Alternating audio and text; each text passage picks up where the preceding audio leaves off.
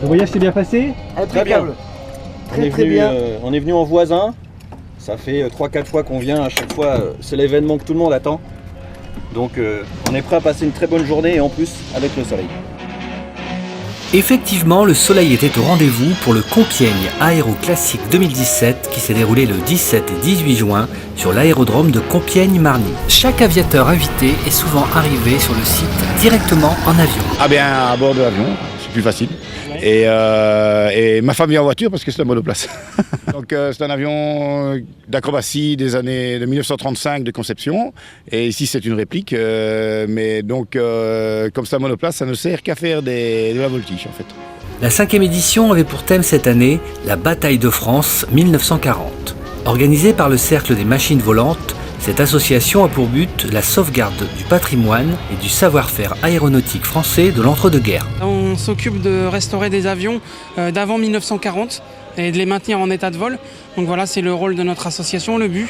On est 35 membres et tous les ans on organise donc un meeting aérien au mois de juin où on présente nos avions en vol plus des avions extérieurs pour faire partager notre passion au grand public. Donc on a fait venir le dernier avion de chasse qui a participé à la bataille de France, qui est un Curtiss H-75 qui était dans l'armée de l'air pendant la bataille de France donc, et il était à l'escadrille Lafayette. Un très beau plateau d'avions magnifique et rare a été présenté au public durant ces 2 jours. Ils ont pu voir évoluer ces machines volantes en toute liberté, avec voltige et prouesse technique.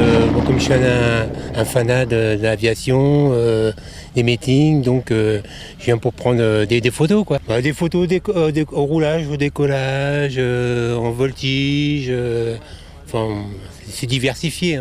Derrière cette organisation, c'est tout un monde de passionnés qui se déplacent à chaque meeting. En particulier Martial, un photographe qui travaille pour la revue Trait d'Union. Je suis venu en tant que photographe amateur pour la revue Le Trait d'Union, et qui est la branche française d'Air Britain. Ce sont des associations de spotters, de photographes aéronautiques, qui parcourent le monde et qui font des photos d'avions et qui, avec leurs moyens mis en commun, font des registres, des articles sur toute l'aviation mondiale. Et donc Air Britain est basé en Angleterre depuis 1947 de mémoire.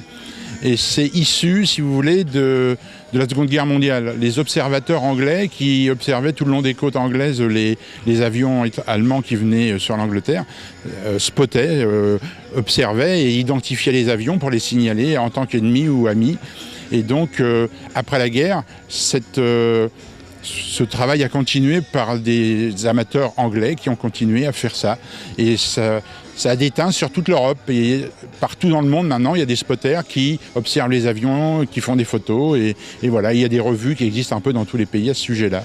De nombreuses surprises ont été dévoilées au public sur les hauteurs de Compiègne. En particulier, la reconstitution d'un camp militaire où ont été présentés des engins blindés de la Seconde Guerre mondiale avec uniformes et équipements d'époque. Mais où trouvez-vous ces véhicules? La voie du bouche à oreille parmi les collectionneurs.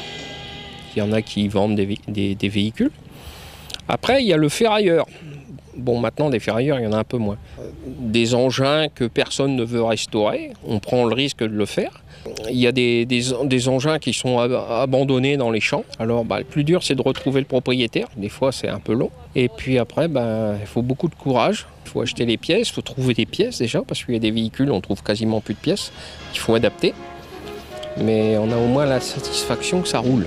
L'association du Cercle des Machines Volantes a réussi une fois de plus à mêler histoire, mémoire et partage, le cocktail gagnant des manifestations réussies. Rendez-vous sur le site de l'association pour retrouver les plus belles images de cet événement.